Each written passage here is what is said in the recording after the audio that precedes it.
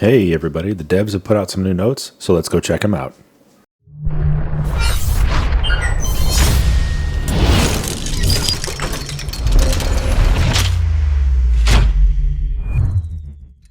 Alright, so first up, we got Barbarian. A flat 10 passive damage reduction has been added for the Barbarian class. Some of the skill tree passives had their damage reduction effects reduced to compensate. But, bonus, the Whirlwind skill now deals more damage. It does, however, consume more fury. The double swing skill enhancement refunds its fury cost when used on stunned and knocked down enemies. Now next up, the Druid skills got a little bit of a buff. Companion skills will now deal heavily increased damage. All ultimate skills have had their cooldowns reduced. Usability improvements have been made to maul and pulverize. Using a non-shapeshifting skill will transform a druid back into the human form. Next up is the Necromancer. Summon minions will die more often, requiring players to utilize corpses more often. Many bonuses in the Book of the Dead have had their stats increased. The damage dealt by Corpse Explosion skill has been reduced. The brightness of Skeletal Warrior mages have been reduced. Next up we have Rogue. Upgrades for Subterfuge skill have had their bonuses increased. Multiple passive skills have had their bonuses increased. And all imbuement skills have had their cooldowns increased. Now last but not least we have Sorcerer. Charge Bolt's damage was increased and the mana cost to cast has decreased. Decreased the damage of Chain Lightning and reduced its effectiveness against bosses. They've decreased the cooldown for the Incinerate skill's enchantment bonus. Firewalls will now spawn underneath enemies more frequently when using its enchantment bonus. Increase the lucky hit chance for the Meteor skill enchantment bonus. Now, as far as encounters go, they've fixed multiple issues that allowed bosses like the Butcher to become unresponsive.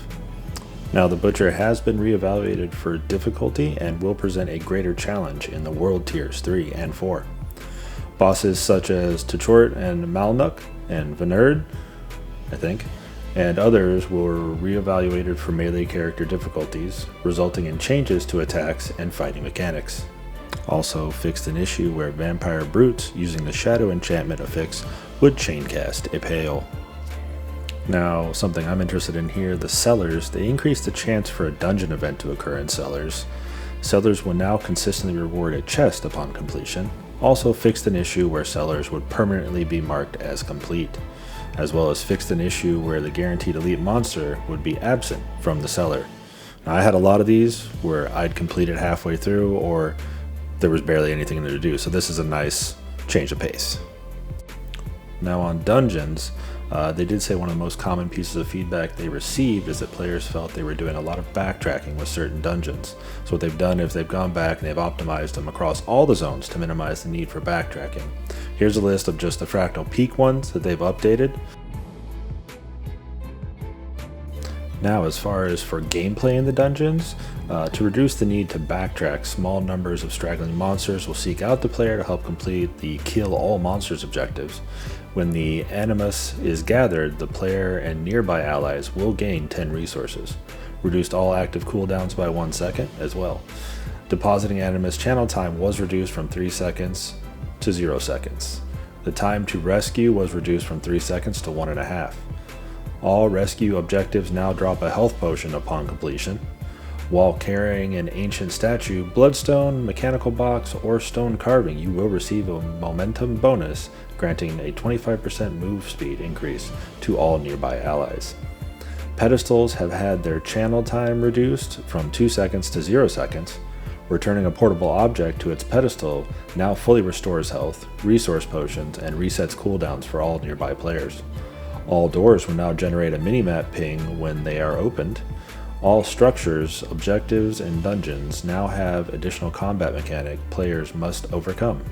Now, the last thing I want to talk about is the reset button being removed from the dungeons. A lot of people are upset about this, but I'm actually okay with it. I didn't look forward to repeating dungeons over and over and over again. If I wanted to do that, I mean, you could play D3. But a lot of people are upset about it. I don't think they need to keep it in the game because they've got a system built in, as they've already said, called Nightmare Dungeons, where we can get our sigils and we can run those over again. I guess we're just going to have to see. I mean, they're looking into seeing what changes they can make, but let's see what they do with it. So far, they've been very open and honest with us as far as we know. So all we can do is hope for the best and see what happens. That's all the news I have for you right now. Feel free to comment below. Let me know what you think about any of these changes, if they're headed in the right direction or not. I'll try and keep you guys as updated as I can. And just remember to hit that follow, like, and subscribe. Appreciate it, guys, and have a good one.